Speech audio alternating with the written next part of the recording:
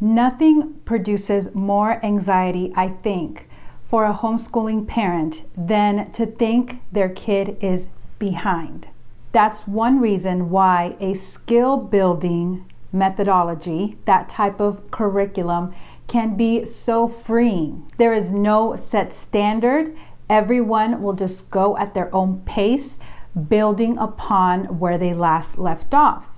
Because the truth is, kids are different and they learn things at different ages when it comes to potty training or writing or reading.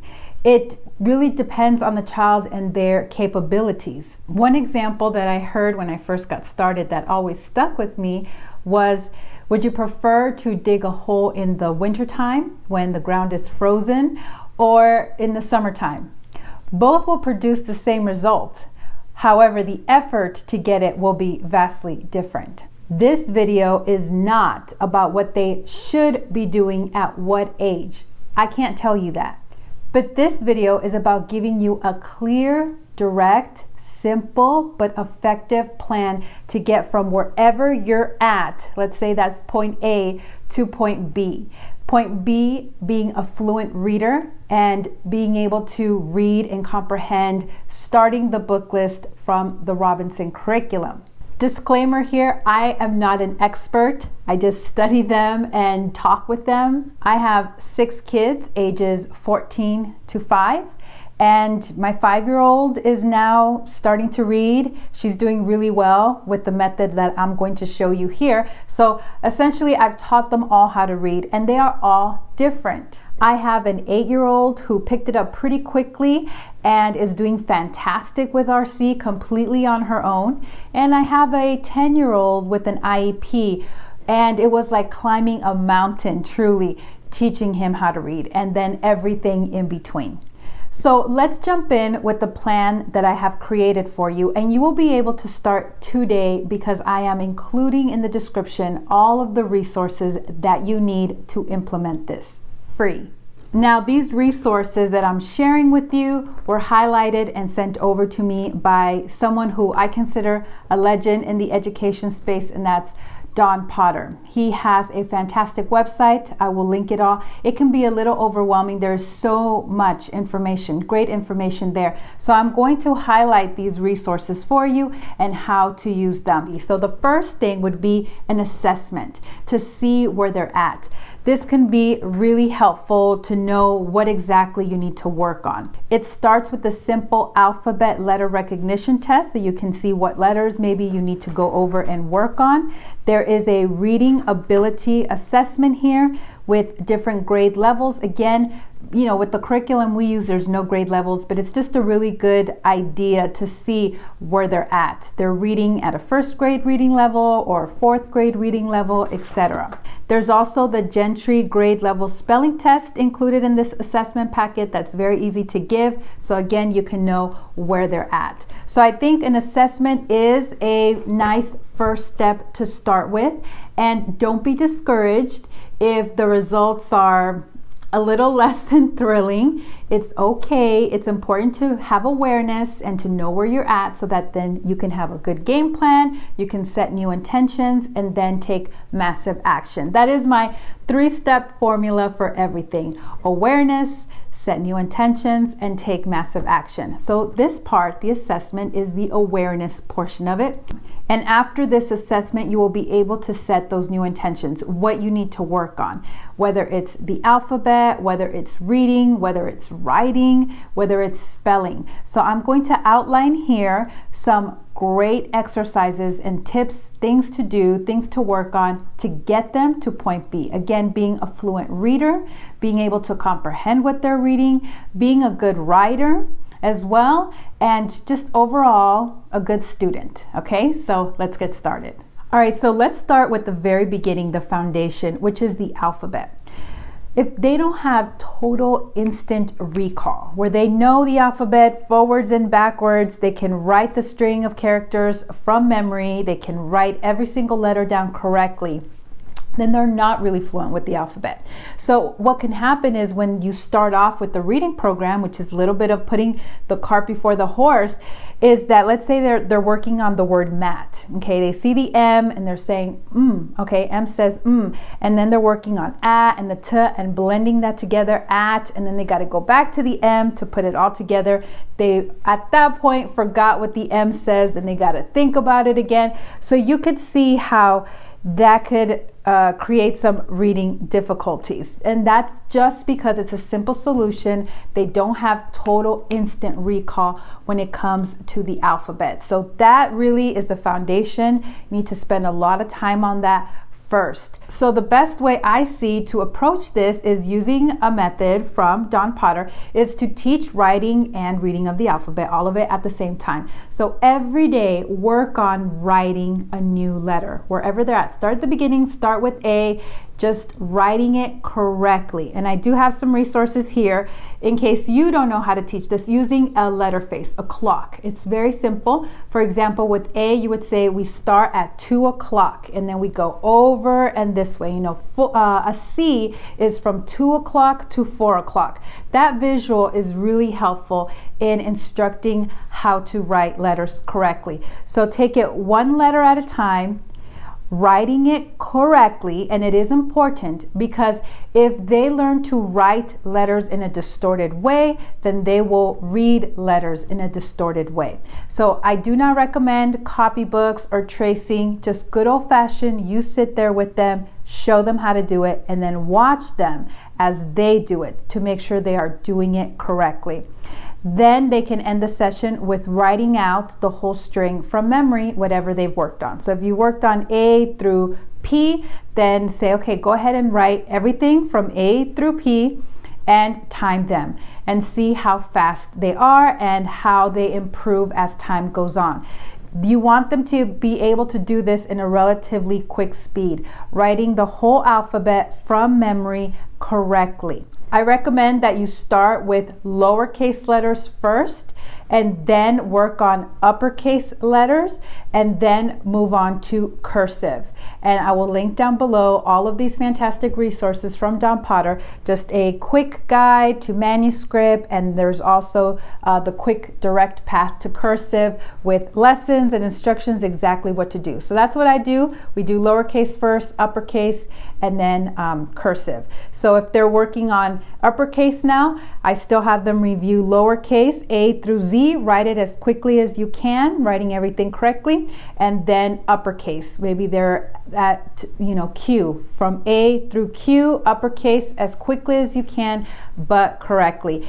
This does help, trust me. So I would make sure, if you haven't done this before this exercise, to really work on it, work on alphabet fluency. So writing, of course, that's part of it, but also just drilling. These are the RC Phonics flashcards. They're really fantastic with this. Just drill every day the sound. So they're seeing the letter, they're saying the sounds, and they're writing it. And I also recommend that when they're writing it and practicing it, that they say the sound out loud as well. A, B. This all connects and works. And going along with that, there is the Bloomfield Alpha Phonics Self-Tutor, and it has a guide on what sounds to go through first with the alphabet. So here they have A, M, N, S, T, X, H. This goes along with the Alpha Phonics guide. Obviously, it works really well together, but then it moves on to level 2, which is TH, SH, CH, TCH, etc. And then it keeps going on through levels. I will link this down below as well. This goes really well with the RC Phonics flashcards again, because there's a flashcard for each one of these sets here. So I divided it up in the same levels as it says here. So we'll go through level 1 first, and then we'll go through level 2 as well, etc. So I just organized all the RC Phonics flashcards into these different levels from this guide. So I highly recommend you work on that every day, whatever level they're on. If they get stuck on a sound, keep working on that level, on that set of cards, and then move on to the next one once it's been mastered. Now there's another resource that I'm going to link down below that Don Potter sent me, and this is the Alpha Phonics Lessons Plan, a model for excellence. Now he used this with his 2nd grade bilingual class.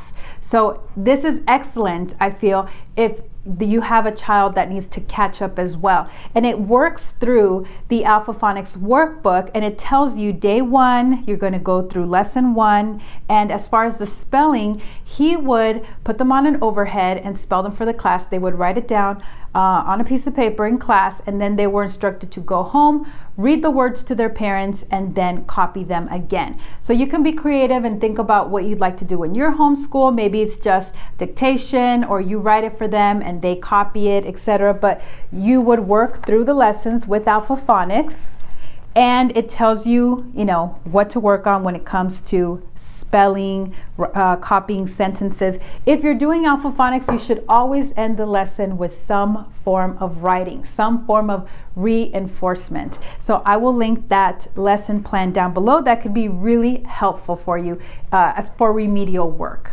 Now, the next thing I want to talk to you about is sort of how to catch them up when it comes to spelling, but also this is really great for just learning how to read through spelling. This is something that I did differently with my 5-year-old this time around, and she's probably my quickest starting off reading Bob books. And a reader that I have here, actually from the early 1900s, she's starting to read this now, this Reading Without Tears. This is by Fable Lee Mortimer. This is my favorite reader.